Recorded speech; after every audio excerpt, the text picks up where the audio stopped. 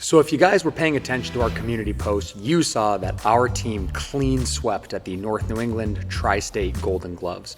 My wife put together a highlight of some of their fun moments that demonstrate good boxing principles and sequences that we can talk about, and I'm going to run through and explain some of them in this video.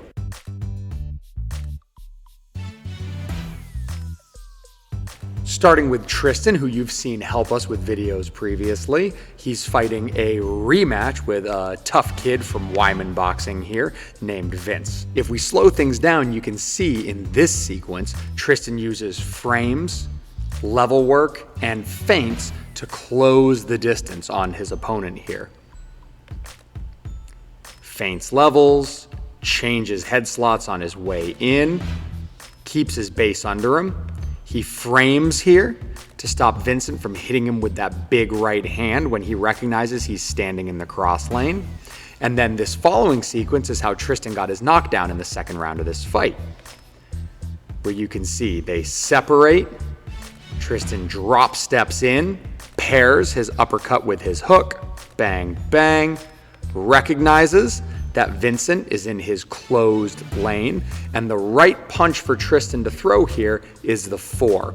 You'll see Vincent breaks the rules here, and he throws a 6 that crosses over 3 lanes in front of him, and that's what leaves him vulnerable to getting cleaned out with this right hand.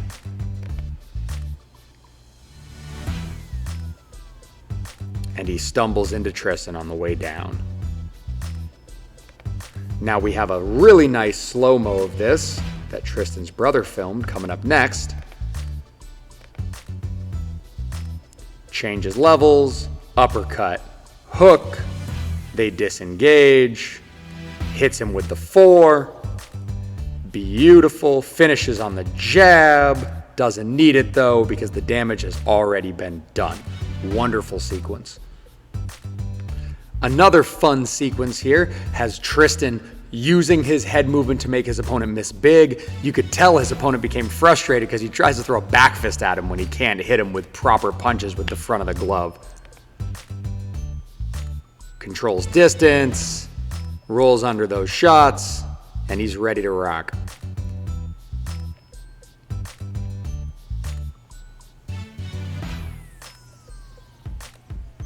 Even though the exchange is a little bit messy, you can see here that Tristan is layering in his defense, he's keeping his base, and he's getting his head offline as he punches, which allows him to get the better of this exchange in the middle distance. Layers in his defense, gets his head offline as he punches, practices those same side returns, splits the jab there. Beautiful work.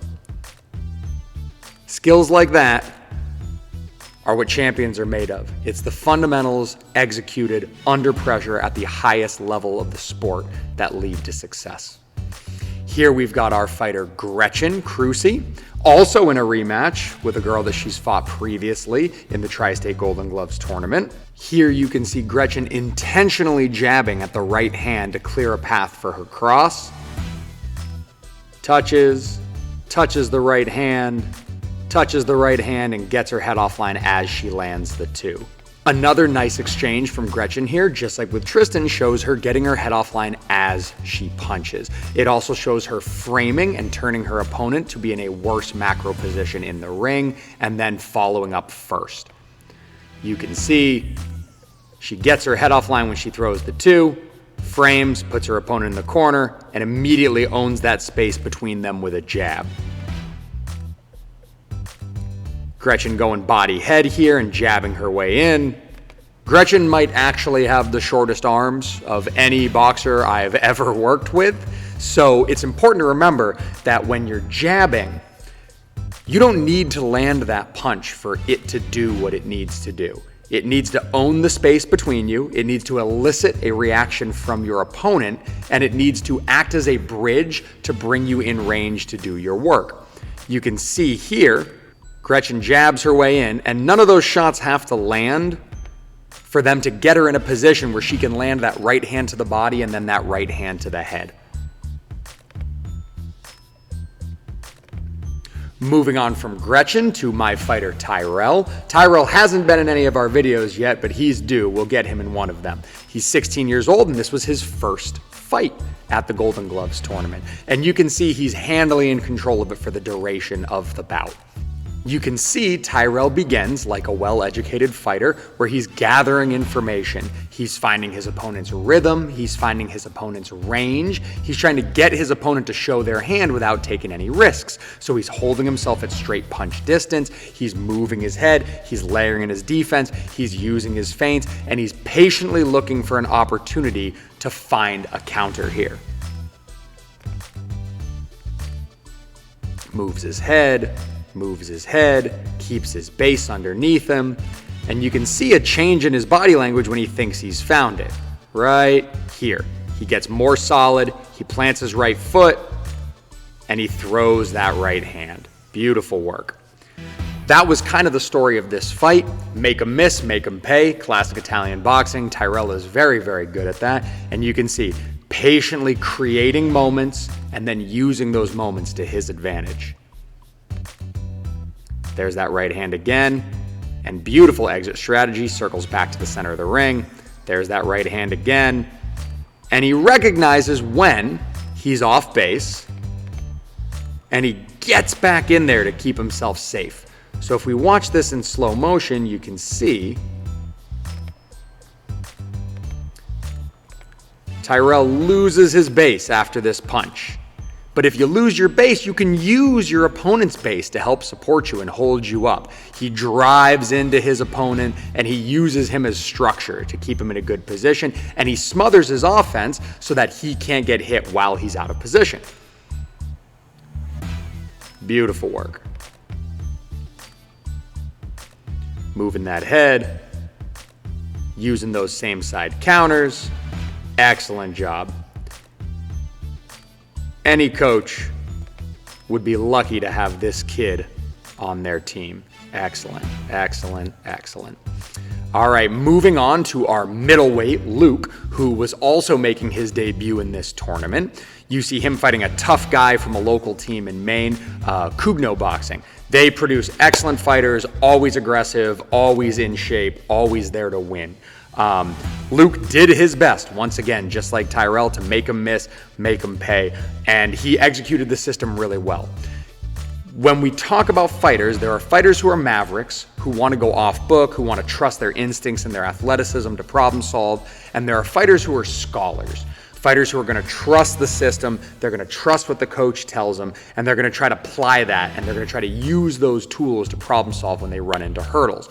Luke is very, very much a scholar. As with all these other guys, any coach would be lucky to have him, and you can see he keeps his head offline, he layers his defense, he takes angles, he attacks center line first, he does wonderful, wonderful work here to get a dominant win. Gets his head offline as he punches, keeps his base under him, finishes on the jab, attacks the body when he has the opportunity, slips and rips, layers in his defense so that even when he doesn't roll or change levels or lanes for a shot, he catches that shot on the outside of his guard. You can also see he's winning the battle of bases here when they crash into each other because his legs are stronger and he's lower and in a better position. His opponent has to yield ground. It's really, really tough to fight if you're going over your heels. Center line first when he takes an angle. Beautiful work. Luke is a well-educated boxer. Excellent. Good framing. Doubles up from the body to the head with that right hand, and he's offline when he does it. Good guard. Takes the lane, hits center line first. Takes the angle, hits center line first. And at the amateur level, you show a little bit of dominance and you'll get yourself a count. And you can see Stephen Clark gave him the count there.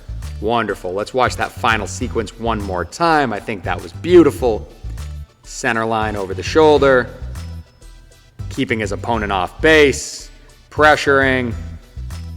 Beautiful work. Pairing those hooks and uppercuts to get the win.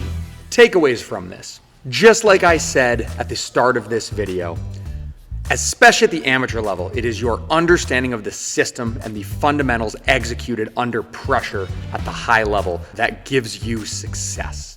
You can see none of the stuff going on here is fancy. We're not bouncing around and crossing our feet with our hands down and showboating or taunting. We don't need to. We want to trust the system. Like I said, you want to be a scholar. There's a reason we box the way that we box, and it's all a statistics game. If you can follow the Bambera boxing system, you are increasing your reward and you are mitigating your risk in every situation so that you can come out victorious when you fight.